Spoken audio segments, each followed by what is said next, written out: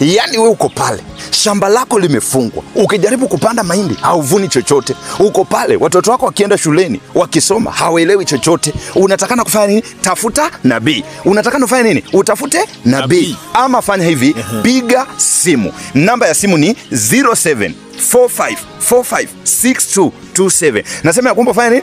Piga simu. Maandiko yanasema ya kwamba kulikuwa na mtu ambaye alikuwa anaitwa Naaman.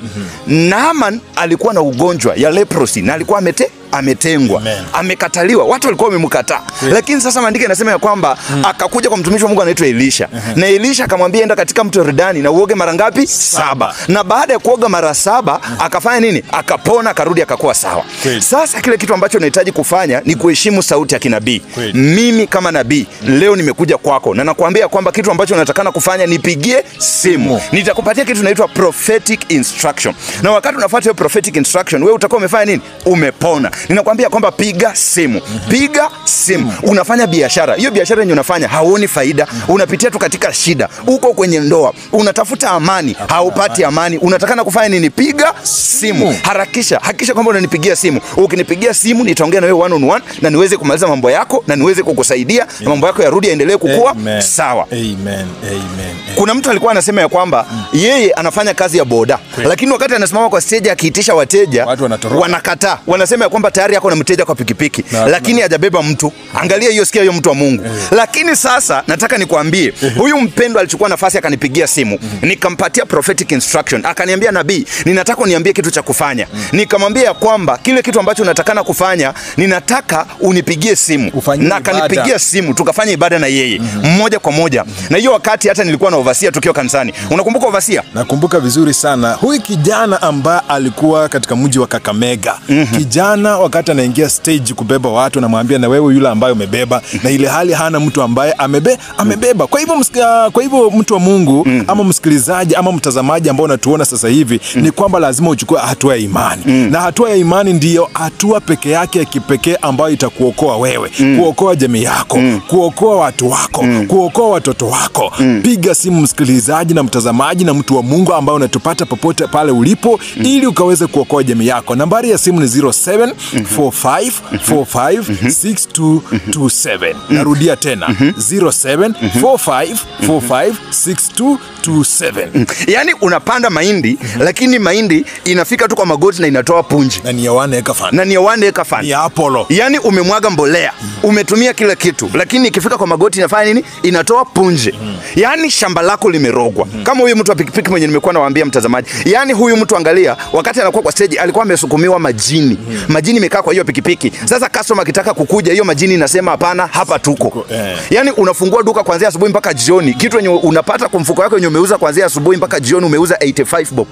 Shilingi 85. Hiyo ni bolgam 3 na kifagio. Labda ndo unaweza kuuza. Unauza na patiko. Lakini mwezi ikiisha hauna pesa ya kulipa rent. Unatakana kufanya nini? Nataka unipigie simu. Chukua simu yako sasa. Nipigie simu. Namba ya simu ni 0745456227. Ongea na nabii. Nitakwambia mambo yako life na mambo yako itakuwa sawa. Kuna kijana alikuja kwangu akalia. Akasema ya kwamba ako na shida. Anataka kuuza shamba, lakini kila mwenye anaambia anunue hiyo shamba hataki. Anasema ya kwamba mimi sitaki hiyo shamba.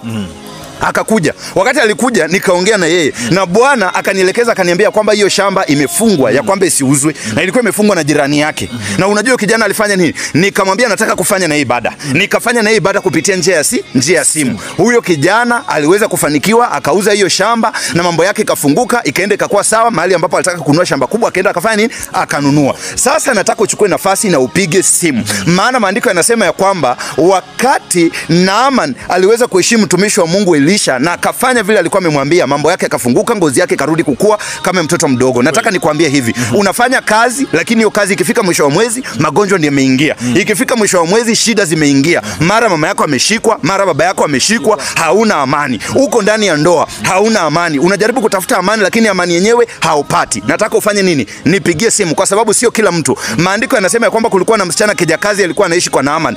Akasema ya kwamba laiti bwana wangu angejua huko kwetu kuna mtu ambaye nabii anaweza kumsaidia. Na huyo nabii alikuwa mtumishi wa Mungu Elisha. Kwa hivyo nataka upige simu. Niko hapa leo ndani ya studio na nakwambia kwamba msikilizaji ama mtazamaji, usipoteze muda leo. Chukua nafasi saa hii, maana ninaona mambo yako, maana nimeanza kukuona, nimeona mambo yako wewe. Wewe ulianzisha kujenga nyumba, hiyo nyumba mpaka leo haijawahi isha. Nyumba imefika kwa lindo na imekataa. Umejaribu kutafuta pesa, imeshindikana. Nyumba ni ya udongo, lakini hiyo nyumba umejenga kwa muda wa miaka ngapi? 2. Kuna mwingine aliniambia amejenga nyumba ya udongo kwa muda wa miaka 2. Sasa unashangaa, nyumba ya udongo kweli mtu anaweza kujenga kwa miaka 2? Kama sio uchawi. Kama hiyo sio uchawi. Kama sio mburukenge. Lakini wakati tulifika kwake tukakamata mburukenge ngapi? 2. Tulipata mburukenge 2 pamoja na paka. Hiyo uchawi ambaye alikuwa amefanyiwa. Kwa hiyo kijiji tumezunguka kwa hiyo kijiji na tumesaidia watu ndani ya huo mji na wamenipigia simu wamesema nabii tumeweza kupata amani na tunaishi kwa amani sasa.